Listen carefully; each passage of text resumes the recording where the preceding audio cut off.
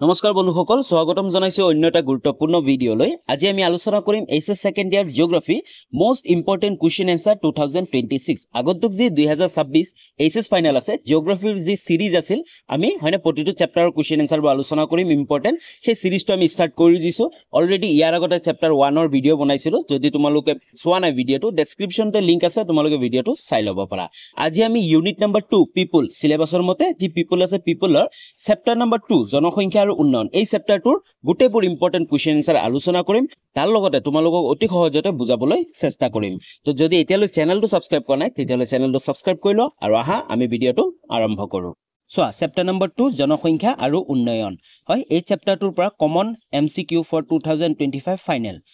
কি common MCQ আহিব পাৰে সোয়া এক নম্বৰ কোৱেশ্চনটো তলৰ কোনখন মহাদেশৰ জনসংখ্যা বৃদ্ধিৰ মাত্ৰা সৰ্বাধিক এই কোৱেশ্চনটো কিন্তু ইম্পৰ্টেন্ট কোৱেশ্চন কাৰণ 2013 2016 আৰু 2018 চনত আহি গৈছে অপচন কিটা তোমালোকে নিজে পঢ়ি ল'ব পাৰা ইয়াৰ উত্তৰটো হ'ব আফ্ৰিকাত হয় কোনখন মহাদেশৰ জনসংখ্যা বৃদ্ধিৰ মাত্ৰা সৰ্বাধিক মানে আফ্ৰিকা হ'ব হয় নেক্সট কোৱেশ্চনটো সোয়া 2 নম্বৰ কোৱেশ্চনটো তলৰ কোনটো বিৰল জনবসতি অঞ্চল নহয় বিৰল জনবসতি মানে একেবাৰে জনবসতি নথকা অঞ্চল তো বিৰল জনবসতি অঞ্চল নহয় এই কোৱেশ্চনটো 2012 আৰু 2016 চনত আহিছিল ইয়াৰ উত্তৰটো হ'ব দক্ষিণ পূব এছিয়া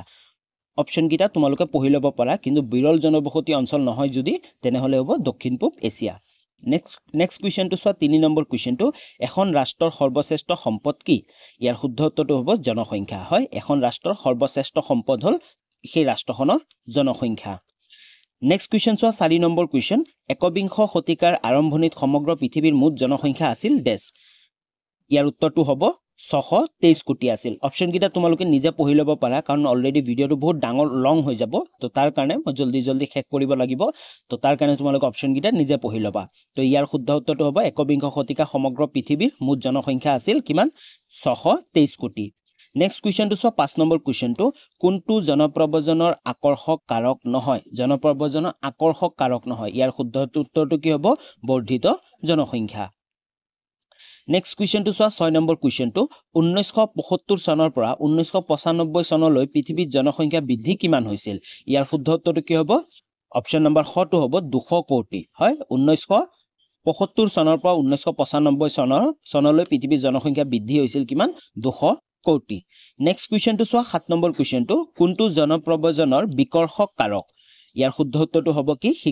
শিক্ষা গ্ৰহণৰ প্ৰতিকূল পৰিৱেশ হয় বিকৰ্ষণ কেতিয়া হয় যেতিয়া কোনবা এটা ঠাইত যিকোনো এটা সমস্যা সৃষ্টি হ'ব যেতিয়া সেই অঞ্চলটোত শিক্ষাৰ যদি কোনো সুবিধা নাথাকে তো তাৰ কাৰণে কি হ'ব বহুত মানুহ কি হ'ব প্ৰব্ৰজন কৰিব আৰু বেলেগ এটা ঠাই লৈ যাব তো কি হৈছে সেই ঠাইটোৱে বিকৰ্ষণ কৰিছে হয় প্ৰব্ৰজনৰ কোনটো কাৰক হ'ব বিকৰ্ষণ কাৰক বুজি পালা নেক্সট কোৱেশ্চনটো সোয়া 8 নম্বৰ কোৱেশ্চনটো যি সময়ৰ ভিতৰত এখন নিৰ্দিষ্ট দেশৰ জনসংখ্যাৰ পৰিমাণ পূৰ্বতকৈ দুগুণ হয় তাক কি বুলি কোৱা হয় জনসংখ্যাৰ দ্বিগুণ বুলি কোৱা হয় ওকে বুজি পালা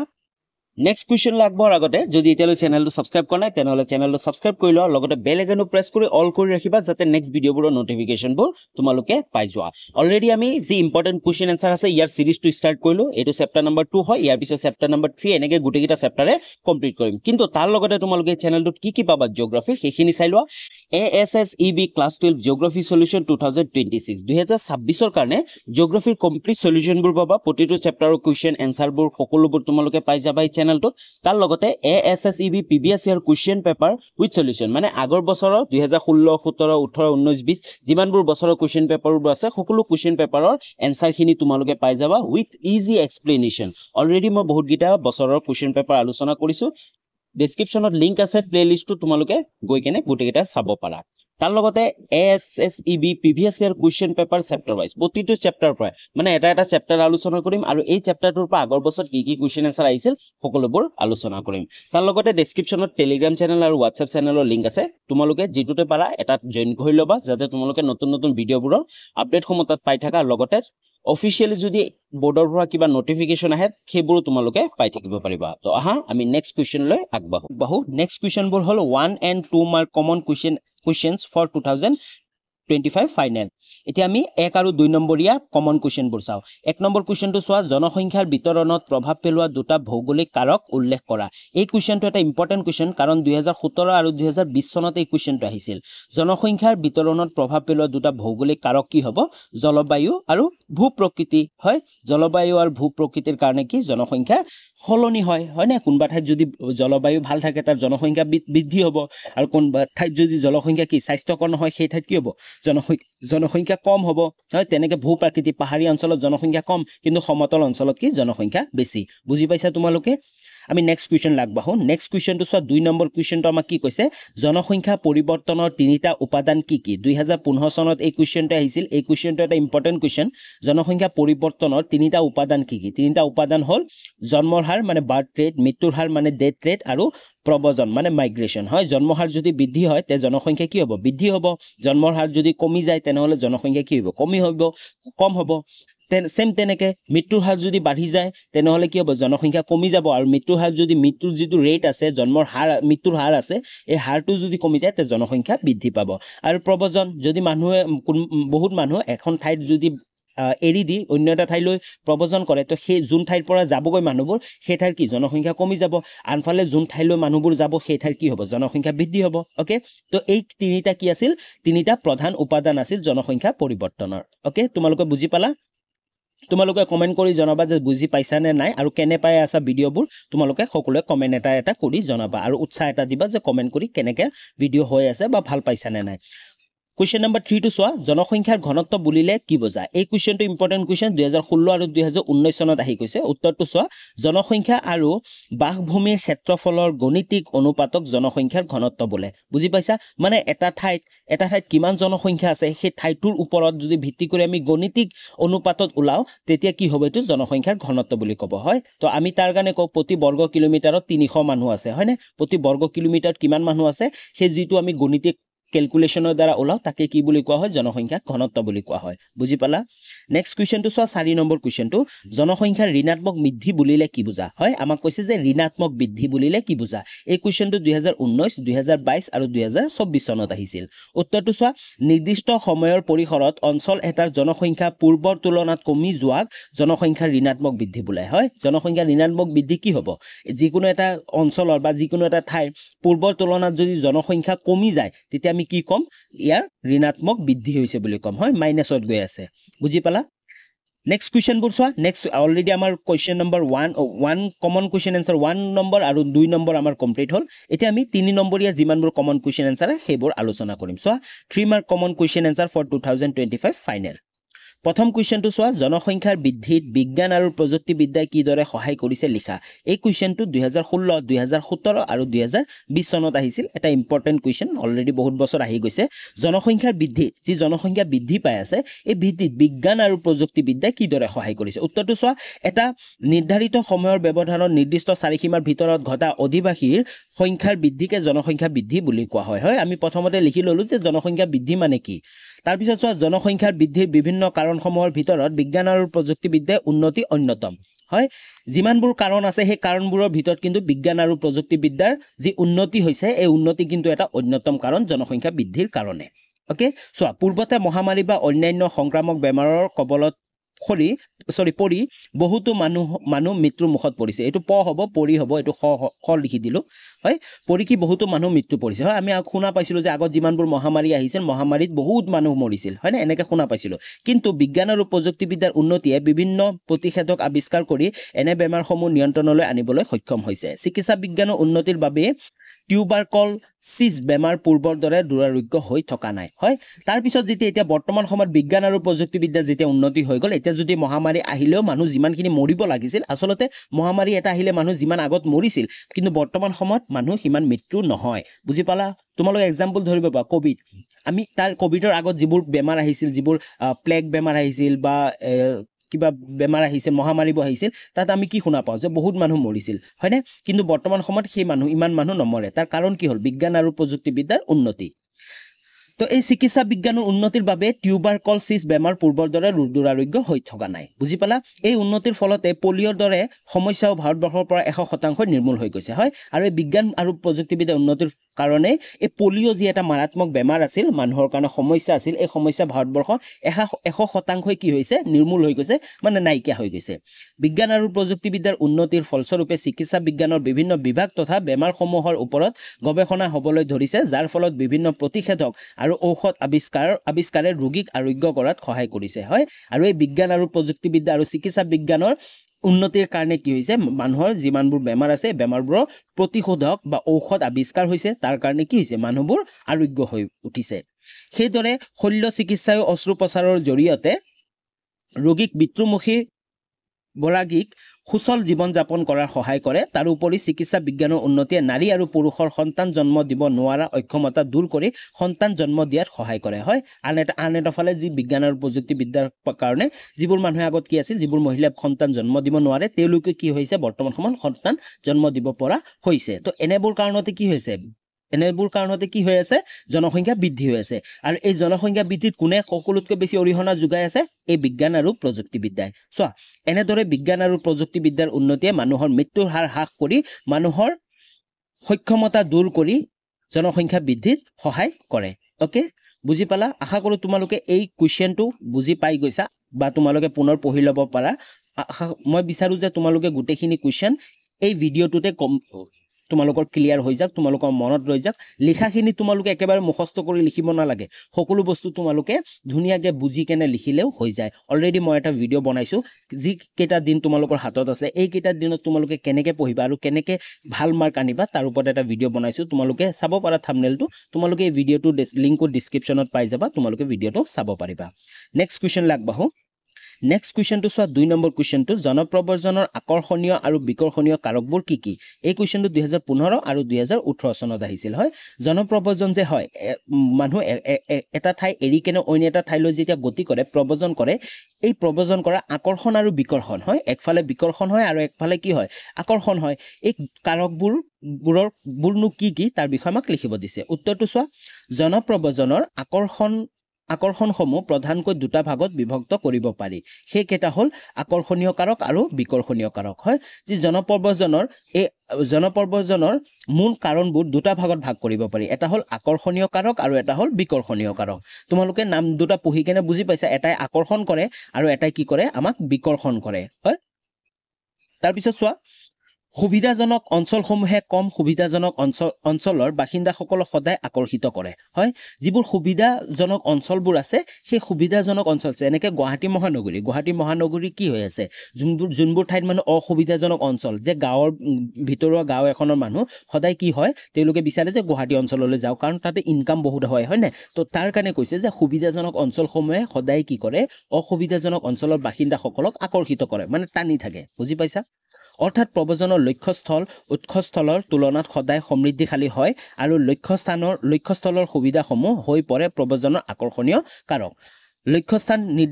লক্ষ্যস্থান নিৰ্ধাৰণ কৰোঁতে প্ৰাধান্য পায় নিৰাপত্তা বিষয়টোৱে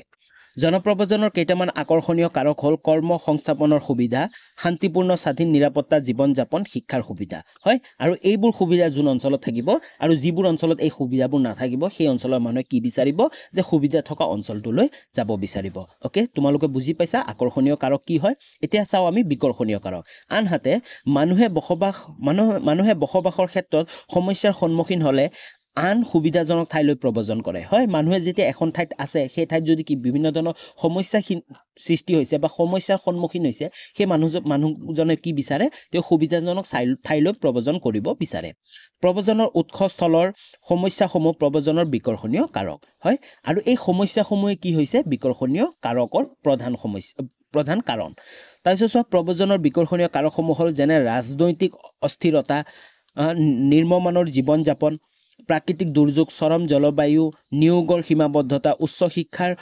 সুবিধাৰ সীমাবদ্ধতা আদি হয় এনেবোৰ হল কি সমস্যা যে ৰাজনৈতিক অস্থিৰতা হৈ আছে নিম্নমানৰ জীৱন যাপন চলি আছে প্ৰাকৃতিক দুৰ্যোগে সেই ঠাইটো সদায় প্ৰতি বছৰে কি কৰি আছে জুৰুলা-জুপুৰ কৰি আছে চৰম জলবায়ু অতিকৈ বেয়া হয় নিয়োগৰ সীমাবদ্ধতা মানুহৰ চাকৰি বাকৰি সুবিধা নাই কাম কাজৰ সুবিধা নাই ইনকামৰ সুবিধা নাই তো সেই মানুহবোৰে কি কৰিব সেই কাৰণবোৰ কি হ'ব বিকৰ্ষণীয় কাৰণ হ'ব হয় বিকৰ্ষণীয় কাৰক সৃষ্টি হ'ব আৰু মানুহটো কি হ'ব অন্য এটা ঠাইলৈ যোন ঠাইত সুবিধা পায় সেই ঠাইলৈ কি কৰিব প্ৰব্ৰজন কৰিব ওকে বুজি পালা আশা কৰো তোমালোকে এই কোৱেশ্চনটো বুজি পাইছা আৰু এইটো ইম্পৰ্টেন্ট কোৱেশ্চন এই বছৰ আহিব বহুত সম্ভাৱনা আছে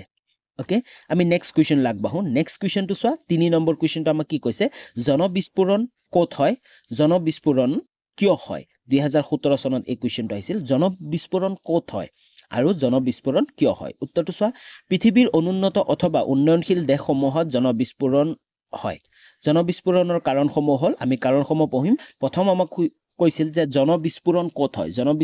হয় পৃথিৱীৰ অনুন্নত অথবা উন্নয়নশীল দেশসমূহত হয় মানে তৎক্ষণাত অধিক জনসংখ্যা বৃদ্ধি হৈ যোৱা বুজি পাইছা তাকে কি বুলি কোৱা হয় জনবিস্ফোৰণ বুলি কোৱা হয় তো ক'ত হয় পৃথিৱীৰ অনুন্নত একেবাৰে উন্নয়ন নথকা দেশসমূহ অথবা উন্নয়নশীল যোনবিলাক উন্নয়নৰ ফালে গতি কৰি আছে সেইকেইটা দেশত কি হয় জনবিস্ফোৰণ হয় আৰু জনবিস্ফোৰণ কিয় হয় ইয়াৰ কাৰণসমূহ আমি পঢ়িম 1 নম্বৰ কাৰণ চোৱা বিজ্ঞান আৰু প্ৰযুক্তিবিদ্যাৰ উন্নতিৰ লগে লগে চিকিৎসা বিজ্ঞান প্ৰচুৰ উন্নতি হৈছে নতুন নতুন ঔষধ আৰু প্ৰতিষেধকৰ আৱিষ্কাৰে মেলেৰিয়া কলাজ্বৰ বসন্ত প্লেগ হাইজা আদিৰ দৰে মহামাৰী ৰোগসমূহ নিৰ্মূল কৰা হৈছে ফলত মৃত্যুৰ হাৰ কমে হয় প্ৰথম প্ৰধান কাৰণে হ'ল কি বিজ্ঞান আৰু প্ৰযুক্তিবিদ্যাৰ উন্নতি যাৰ ফলত কি হৈছে এই যিমানবোৰ মাৰাত্মক বেমাৰ আছে এই বেমাৰবোৰৰ কি হৈ আছে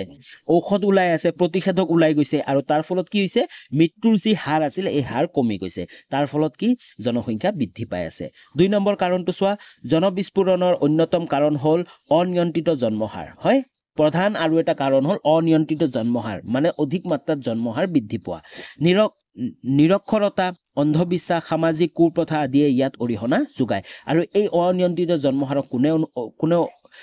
কোনে অৰিহণা যোগায় এই নিৰক্ষৰতা হয় শিক্ষিত নথকা মানুহবিলাক আৰু অন্ধবিশ্বাস আৰু সামাজিক কুপ্ৰথাবিলাকে অৰিহণা যোগায় যাৰ ফলত পৰিয়াল পৰিকল্পনা কাৰ্যসূচী ৰূপায়ণ কৰিব নোৱাৰে বহুতো পৰিয়ালে পুত্ৰ সন্তানৰ আশাত বহুবাৰ গৰ্ভধাৰণ কৰিব লগা হয় মহিলাগৰাকীয়ে তো বুজি পালা পুত্ৰ সন্তানৰ কাৰণে কি এই যি সামাজিক কুপ্ৰথা আছে পুত্ৰ লাগিব পুত্ৰৰ কাৰণে কি বাৰে বাৰে গৰ্ভধাৰণ কৰি থাকে আৰু জনসংখ্যা বৃদ্ধি হৈ থাকে বুজি পালা নেক্সট চোৱা 3 নম্বৰ কাৰণটো চোৱা বিদেশী লোকৰ আগমনেও জনবিস্ফোৰণৰ অৰিহণা যোগায় আৰু এটা কাৰণ হ'ল বিদেশী লোক হয় বিদেশৰ পৰা মানুহ যদি কেনেকে লুকাই চুকাই আহি যায় বা মানুহবোৰ জনপ্ৰব্ৰজন কৰে সেইটো এটা কি হয় জনবিস্ফোৰণৰ প্ৰধান কাৰণ উদাহৰণস্বৰূপে ভাৰতবৰ্ষলৈ চুবুৰীয়া দেশ বাংলাদেশ পাকিস্তান নেপাল ভূটান আদিৰ লগতে তিব্বতৰ পৰা বিভিন্ন সময়ত অহা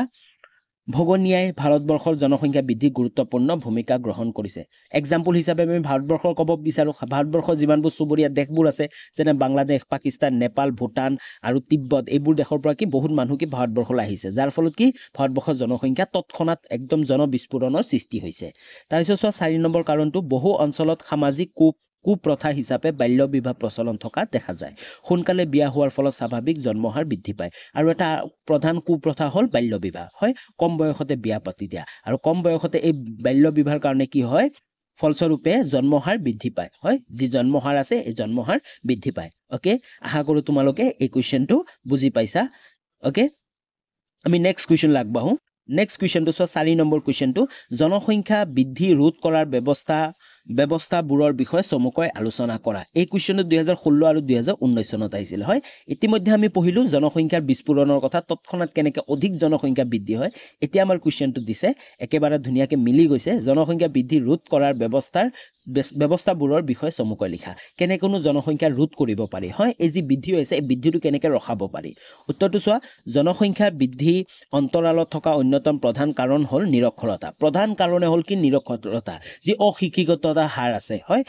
বহুত মানুহ কি শিক্ষিত নহয় আমাৰ ভাৰতবৰ্ষ চাবলৈ গ'লে বেছিভাগ মানুহে কি অশিক্ষিত হয় না এইটো এটা কি হয় প্ৰধান কাৰণ হয় যদি আমি এই নিৰক্ষৰতা আমি শেষ কৰি শিক্ষিত হাৰ বৃদ্ধি কৰোঁ তেতিয়াহ'লে কি জনসংখ্যা বৃদ্ধি হৈ আছে সেইটো ৰোধ কৰিব পাৰিম তাৰপিছত চোৱা সমাজৰ সকলো শ্ৰেণীৰ লোকৰ মাজত পৰা নিৰক্ষৰতা দূৰ কৰিব পাৰিলেহে জনসংখ্যা বৃদ্ধি ৰোধৰ সম্ভাৱনা হ'ব বুজি পালা মই ক'লোৱে তোমালোকক নিৰক্ষৰতা দূৰ কৰিব পাৰিলেহে সমাজৰ পৰা অন্ধবিশ্বাস আৰু কুপ্ৰথাৰ নিৰ্মূল কৰিব পৰা যাব সমাজৰ সকলো শ্ৰেণীৰ লোকৰ সহযোগিতাতহে জনসংখ্যা বৃদ্ধি ৰোধ কৰাত সহায় কৰিব আৰু এই জনসংখ্যা ৰোধ কৰাৰ কাৰণে সমাজৰ সকলো শ্ৰেণীৰ আমাক কি লাগিব সহায় লাগিব পৰিয়াল পৰিকল্পনাৰ প্ৰধান পদক্ষেপ হ'ল জন্ম নিয়ন্ত্ৰণ চৰকাৰে গ্ৰহণ কৰা পৰিয়াল পৰিকল্পনাৰ কাৰ্যক্ৰম সমূহে যাতে সমাজৰ সকলো শ্ৰেণীৰ লোককে স্পৰ্শ কৰিব পাৰে তাৰ প্ৰতি লক্ষ্য ৰাখিব লাগিব হয় আৰু এই পৰিয়াল পৰিকল্পনা প্ৰধান কাৰণে হ'ল পৰিয়াল পৰিকল্পনা মানুহৰ কি 3 4টা 5টা 6টা এনেকৈ জন্মৰ যদি দিয়ে তেনেহ'লে সেইটো নহ'ব সেইটো পৰিকল্পনাৰ ভিতৰত নাহিব আৰু চৰকাৰে যি বান্ধি দিব যে দুটা ল'ৰা ছোৱালী জন্ম হ'ব লাগে তো সেইটো কি হ'ব লাগিব সকলো শ্ৰেণীৰ সকলো লোকৰে কি হ'বলৈ স্পৰ্শ কৰিব লাগিব যে হয় এইটো চৰকাৰৰ নিয়ম সকলোৱে জানিব লাগিব বুজি পাইছা জনসংখ্যাৰ নিয়ন্ত্ৰণৰ উদ্দেশ্যে প্ৰস্তুত কৰা আঁচনিসমূহ সমাজৰ সকলো শ্ৰেণীৰ মানুহৰ মাজত প্ৰচাৰ কৰি ৰাইজক বৰ্ধিত জনসংখ্যাই সৃষ্টি কৰা সমস্যাবোৰৰ প্ৰতি সজাগ কৰিব পাৰিলেহে আঁচনিবোৰ ফলৱৰ্তী হ'ব আৰু তাৰ পিছত কি হৈছে জনসংখ্যা নিয়ন্ত্ৰণৰ উদ্দেশ্যে প্ৰস্তুত কৰা আঁচনিসমূহ সকলো শ্ৰেণীৰ মানুহৰ মাজত কি ক'ব লাগিব তেওঁলোকক বুজাব লাগিব আৰু এই জনসংখ্যা বৃদ্ধিৰ ফলত কি সমস্যা সৃষ্টি হ'ব পাৰে তেওঁলোকক সেইবোৰ কি কৰিব লাগিব আমি বুজাব লাগিব জন্মৰ নিয়ন্ত্ৰণৰ সামগ্ৰী সহজলভ্যতায়ো বৰ্ধিত জনসংখ্যা ৰোধ কৰা অৰিহণা যোগায় বুজি পালা ওকে তো আশা কৰো 4 নম্বৰ কোৱেশ্চনটো তোমালোকে বুজি পাইছা এতিয়া আমি নেক্সট কোৱেশ্চন লাগবাহিম নেক্সট কোৱেশ্চনবোৰ হ'ল 5 mark common question answer for 2025 final হয় 5 নম্বৰীয়া কোৱেশ্চন কমন কোৱেশ্চন আনসাৰবোৰ আমি আলোচনা কৰিম কোৱেশ্চন নম্বৰ 1 টো চোৱা পৃথিৱীৰ জনসংখ্যাৰ বিতৰণ আৰু ঘনত্বত প্ৰভাৱ পেলোৱা কাৰকসমূহ আলোচনা কৰা এই কোৱেশ্চনটো 2012 আৰু 2019 চনত আহিছিল এটা ইম্পৰ্টেন্ট কোৱেশ্চন আমাক কৈছে যে পৃথিৱীৰ জনসংখ্যাৰ বিতৰণ যে পৃথিৱীৰ বিভিন্ন ঠাইত জনসংখ্যা বেলেগ হয় তাৰ বিতৰণবোৰ বেলেগ আৰু ঘনত্ববোৰ বেলেগ এই কিহে প্ৰভাৱ পেলায় প্ৰভাৱ পেলোৱা কাৰকসমূহ আলোচনা কৰিব দিছে হয় উত্তৰটো চোৱা পৃথিৱীৰ উপৰিভাগত জনসংখ্যা বিতৰণ আৰু ঘনত্ব সকলো ঠাইতে একে নহয় আমি সকলোৱে জানো সকলো ঠাইত কি জনসংখ্যাৰ ঘনত্ব আৰু জনসংখ্যা বিতৰণ একে জানো নহয় জনসংখ্যা বিতৰণ আৰু ঘনত্ব বিভিন্ন প্ৰাকৃতিক অৰ্থনৈতিক আৰু সামাজিক কাৰকৰ ওপৰত নিৰ্ভৰ কৰে আৰু এই পৃথিৱীৰ জনসংখ্যাৰ বিতৰণ কিহৰ ওপৰত নিৰ্ভৰ কৰে বিভিন্ন প্ৰাকৃতিক অৰ্থনৈতিক আৰু সামাজিক কাৰকৰ ওপৰত নিৰ্ভৰ কৰে তলত এই কাৰকসমূহৰ বিষয়ে চমুকৈ আলোচনা কৰা হ'ল আমি প্ৰতিটো কাৰকৰ বিষয়ে অতি সহজে তোমালোকক বুজাবলৈ চেষ্টা কৰিম প্ৰথমটো চোৱা ক নম্বৰটো আমাক কি হৈছে প্ৰাকৃতিক কাৰক কোনবোৰ এক নম্বৰটো চোৱা জলবায়ু এই কৰ অন্তৰ্গত এক নম্বৰটো হ'ল জলবায়ু পৃথিৱীৰ যিবোৰ অঞ্চলত জলবায়ু স্বাস্থ্যকৰ সেইবোৰ অঞ্চলৰ জনসংখ্যা ঘনত্ব ঘন হয় যিবোৰ অঞ্চলৰ জলবায়ু স্বাস্থ্যকৰ হ'ব সেই অঞ্চলত কি জনসংখ্যা বৃদ্ধি হ'ব হয় না জনসংখ্যা বেছি থাকিব ঘন থাকিব অন্যত শীতল অথবা অত্যন্ত উষ্ণ অতিশয় শুকান অথবা আৰ্দ্ৰ প্ৰকৃতিৰ জলবায়ুৰ অঞ্চলসমূহত মানুহৰ জীৱন যাত্ৰা কঠিন আৰু বিপদসংকুল হয় এনে চৰম ভাৱাপন্ন জলবায়ু অঞ্চলত শস্যৰ উৎপাদন সীমিত হয় মানুহৰ শ্ৰমৰ ক্ষমতা কম হয় আৰু ৰোগ বৰ্ধিৰ সম্ভাৱনা বৃদ্ধি পায় সেয়ে এনে অঞ্চলসমূহত জনবসতি অতি খেৰেঙা সমমণ্ডলৰ জলবায়ু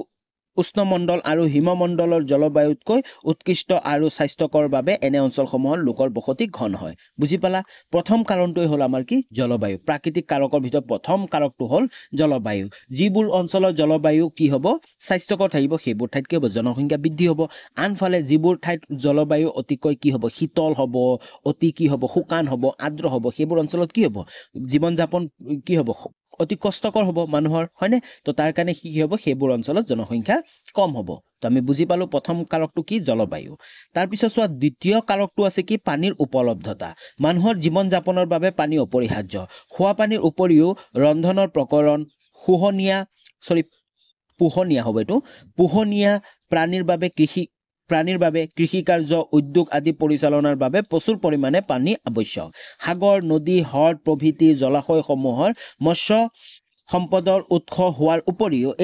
এই জলপৃষ্ঠবোৰৰ পৰিবহণ কাৰ্যৰ উদ্দেশ্যে ব্যৱহাৰ হয় সেয়ে অতি প্ৰাচীন কালৰে পৰাই নদীৰ কাষৰীয়া অঞ্চলত জনবসতি ঘন হোৱা দেখা যায় আনফালে প্ৰধান কাৰণ হ'ল পানীৰ উপলব্ধতা যোনবোৰ অঞ্চলত পানীৰ উপলব্ধতা থাকিব মানে নদী থাকিব সাগৰ থাকিব হ্ৰদ থাকিব হয় পুখুৰী থাকিব সেইবোৰ ঠাইত কি হ'ব জনসংখ্যা বৃদ্ধি হ'ব কাৰণ এই পানীবোৰ কেৱল মানুহৰ খোৱাৰ কাৰণে নহয় মানুহৰ প্ৰয়োজন হয় তাৰ উপৰি পোহনীয়া প্ৰাণীৰ কাৰণে কৃষিৰ কাৰণে উদ্যোগ এটাৰ কাৰণে কি হ'ব পানীৰ প্ৰয়োজন হ'ব তাৰ কাৰণে আমি কি দেখা পাওঁ এই প্ৰাচীন যুগৰ পৰাই যিমানবোৰ চিভিলাইজেশ্যন সভ্যতাসমূহ গঢ় লৈ উঠিছে সকলোবোৰ কি নদীৰ পাৰতে কি হৈছে গঢ় লৈ উঠা দেখা যায় বুজি পালা 3 নম্বৰ কাৰণটো চোৱা 3 নম্বৰ কাৰকটো হ'ল ভূ প্ৰকৃতি সমভূমি অঞ্চলসমূহ মানুহৰ বসবাসকে ধৰি কৃষিকাৰ্য পৰিবহণ ঔদ্যোগিক কাম কাজ আদি সকলোৰে বাবে সুবিধাজনক হয় যে ভূ প্ৰকৃতি যিবোৰ সমভূমি অঞ্চল আছে এই সমভূমি অঞ্চলবোৰ কি মানুহৰ বসবাস বেছি হ'ব কাৰণ সুবিধাজনক কৃষিকাৰ্য কৰিব পাৰিব পৰিবহণ ব্যৱস্থা কৰিব পাৰিব ঔদ্যোগিক কাম কাজ কৰিব পাৰিব সকলো ধৰণৰ কি সুবিধা থাকে আনহাতে অতিপাত ঢাল বিশিষ্ট পাহাৰীয়া অঞ্চলসমূহত মাটিৰ উৰ্বৰতা কম হোৱা হেতুকে কৃষিকাৰ্যত উৎপাদনৰ পৰিমাণ কম হয় এনে অঞ্চলসমূহত যাতায়াতৰ ব্যৱস্থা সম্প্ৰসাৰণ অতি ব্যয়বহুল আৰু কষ্টকৰ হয় এনেবোৰ কাৰণতে সমভূমি অঞ্চলত জনবসতি ঘন হোৱা পৰিৱৰ্তে পাহাৰীয়া অঞ্চলসমূহত জনবসতি খেৰেঙা হয় আনফালে যদি আমি চাব যাওঁ পাহাৰীয়া অঞ্চল হয় সমভূমি অঞ্চলতো জনসংখ্যা বেছি হ'ব কিন্তু পাহাৰীয়া অঞ্চলত জানো জনসংখ্যা বেছি হ'ব নহয় কাৰণ তাত বহুত ধৰণৰ সমস্যা তাত কৃষি কাৰ্য কৰিব নোৱাৰে ভাল ধৰণে হয় যাতায়াতৰ ব্যৱস্থা কৰিব নোৱাৰে তো এনেবোৰ অঞ্চলত কি হ'ব পাহাৰীয়া অঞ্চলত জনসংখ্যা কম হ'ব তো তৃতীয় কাৰক আছিল কি ভূ প্ৰকৃতি তাৰ পিছত চোৱা চতুৰ্থ কাৰক হ'ল মাটিৰ উৰ্বৰতা যিবোৰ অঞ্চলৰ মাটি সাৰুৱা সেইবোৰ অঞ্চলত জীৱিকাৰ পথ সহজ হয় বাবে অনুবৰ্ধৰ মাটিৰ অঞ্চলসমূহতকৈ জনবসতি ঘন হয় নদী উপত্যকাবোৰ পলসুৱা মাটিৰ বাবে জনবসতি ঘন হয় আনফালে যিবোৰ অঞ্চলত কি হ'ব মাটিৰ উৰ্বৰতা মাটিবোৰ সাৰুৱা হ'ব হয়নে খেতি কৰাৰ কাৰণে ভাল হ'ব সেইবোৰ অঞ্চলত কি মানুহৰ জনবসতি বেছি হ'ব বুজি পালা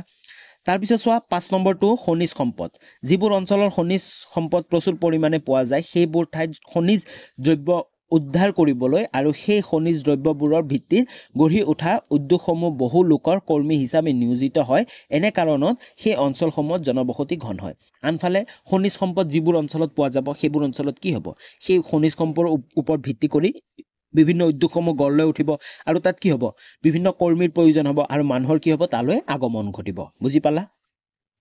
তাৰপিছত চোৱা আমাৰ হৈ গ'ল কমপ্লিট হ'ল আমাৰ প্ৰথম যিটো ক নম্বৰ আছে প্ৰাকৃতিক কাৰকবোৰ আমি বুজি পালো তাৰপিছত আমাৰ কি আছিল তাৰপিছত আছিল খ নম্বৰটো আমাৰ চোৱা অৰ্থনৈতিক কাৰক কি প্ৰথমটো চোৱা নগৰীকৰণ চোৱা গ্ৰাম্য অঞ্চলৰ তুলনাত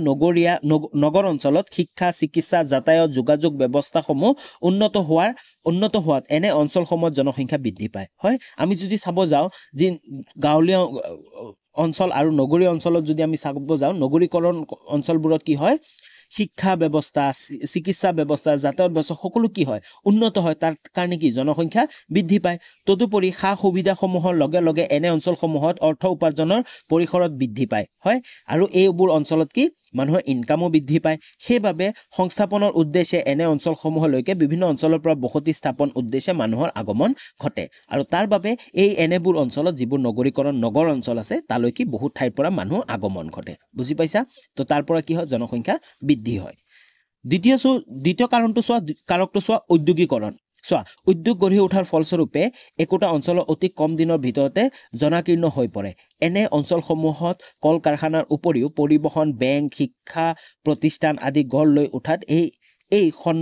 এই খণ্ডসমূহৰ পৰিচালনাৰ বাবেও বহু কৰ্মীৰ প্ৰয়োজন হয় এনেদৰে ঔদ্যোগিকৰণৰ ফলত জনশূন্য অঞ্চল এটাও জনাকীৰ্ণ হয়গৈ হয় দ্বিতীয় কাৰণটো হ'ল উদ্যোগিকৰণ কিবা এটা ঠাইত যদি এটা উদ্যোগ গঢ় লৈ উঠে তাৰ ফলত কি হ'ব তাত কৰ্মীৰ প্ৰয়োজন হ'লে তালৈ কি মানুহ আগমন ঘটিব তাতে কি হ'ব পৰিবহণ ব্যৱস্থা গঢ় লৈ উঠিব বেংক ব্যৱস্থা গঢ় লৈ উঠিব হয় শিক্ষা প্ৰতিষ্ঠান গঢ় লৈ উঠিব তাৰ ফলত কি হ'ব সেই ঠাইটো জনাকীৰ্ণ হৈ যাব তো এনেদৰে উদ্যোগিকৰণৰ ফলতো জনশূন্য এটা অঞ্চলো কি হৈ যাব পাৰে জনাকীৰ্ণ হৈ যাব পাৰে বুজি পালা তাৰপিছত চোৱা 3 নম্বৰ যোনটো কাৰক আছিল 3 নম্বৰ কাৰকটো হ'ল পৰিবহণ আৰু যোগাযোগ চোৱা পৰিবহণ আৰু যোগাযোগ ব্যৱস্থাৰ উন্নতিয়েও এটা অঞ্চলত জনবহুল হোৱাৰ সহায় কৰে পৰিবহণ ব্যৱস্থাৰ উন্নতিয়ে বেপাৰ বাণিজ্যৰ সহায় কৰে আৰু অঞ্চল এটাৰ উন্নতি সহায় কৰে তেনেধৰণে সেম পৰিবহণ যদি যোগাযোগ ব্যৱস্থা গঢ় লৈ উঠে মানুহৰ কি আগমন ঘটিব হয় ৰেল পৰিবহণ আৰু বিমান পৰিবহণৰ উন্নতিয়ে এই ক্ষেত্ৰত অধিক সহযোগিতা আগবঢ়ায় পৰিবহনৰ উন্নতিয়ে ঠাই এখনৰ নগৰীকৰণৰ দিশত আগুৱাই নিয়ে আৰু এই যেতিয়া পৰিবহন এটা ব্যৱস্থা গঢ় লৈ উঠিব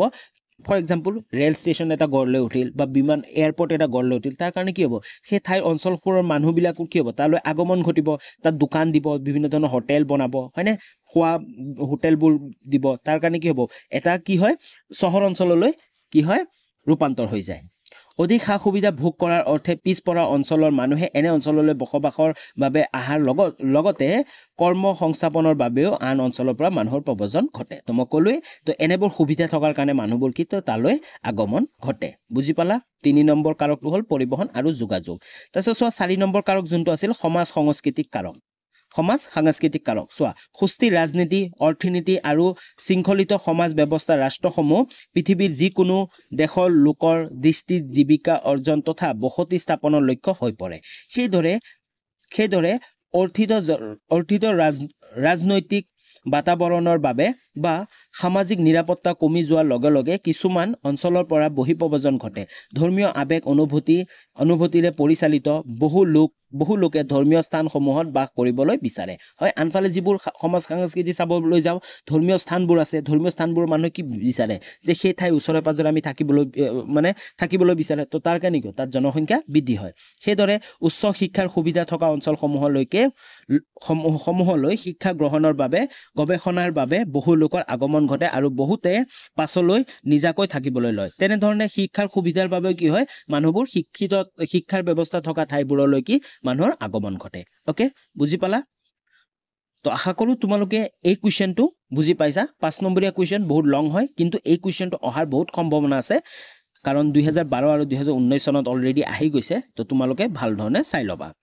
তাৰ পিছত নেক্সট কুৱেশ্চন লাগবাহু নেক্সট কুৱেশ্চন গিটাৰ উত্তৰ মই লিখা নাই কাৰণ এই নেক্সট কুৱেশ্চন যি 2 নম্বৰ আৰু 3 নম্বৰ কুৱেশ্চন এই দুটাও কি হয় কমন কুৱেশ্চন হয় বহুত ইম্পৰ্টেন্ট কুৱেশ্চন তোমালোকে নিজে উত্তৰবোৰ লিখিব চেষ্টা কৰিবা আৰু যদি নোৱাৰা তেনেহলে মোক কমেন্ট কৰি জনাবা মই কিন্তু তোমালোকক লিখি দিম বা নেক্সট ভিডিও এটাত মই তোমালোকক উত্তৰকিটা কৈ দিব পাৰিম পৃথিৱীৰ জনসংখ্যা বিতৰণৰ প্ৰতিৰূপ আলোচনা কৰা পৃথিৱীৰ জনসংখ্যাৰ ঘনত্ব তাৰতম্য বিষয়ে এটি টুকা লিখা ওকে তো আজিলৈ ইমানখিনি আছিল আমাৰ যি ইউনিট 2 চেপ্টাৰ নম্বৰ 2 টো আছিল এই চেপ্টাৰ নম্বৰ 2 টো কমপ্লিট হল আৰু এইটো পাৰ্ট 1 ভিডিও হয় মই পুনৰবাৰ কৈ আছো তোমালোকে চিন্তা কৰিব নালাগে পৰীক্ষাৰ আগে গোটেই চেপ্টাৰৰ কমন কোৱেশ্চন আনসাৰ খিনি মই দি দিম অলৰেডি পৰীক্ষাৰ এসপ্তাহ আগতে মই কমপ্লিট কৰি দিম আৰু নেক্সট ভিডিওৰ পৰা chapter number 3 chapter number 4 part 2 part 3 আহিব আৰু তাৰ পিছত যিমানবোৰ আছে ইউনিট 3 আছে ইউনিট 4 আছে গোটেইবোৰ আহি থাকিব আৰু যেটো পাৰ্ট বি আছে হয় তোমালোকৰ বুকৰ পাৰ্ট বি আছে এই পাৰ্ট বিৰ পৰাও মই কোৱেশ্চন আনসাৰ গোটেইখিনি তোমালোকক দিম তো তোমালোকে চেনেলটো সাবস্ক্ৰাইব কৰিবা আৰু কমেন্ট কৰি জনাবা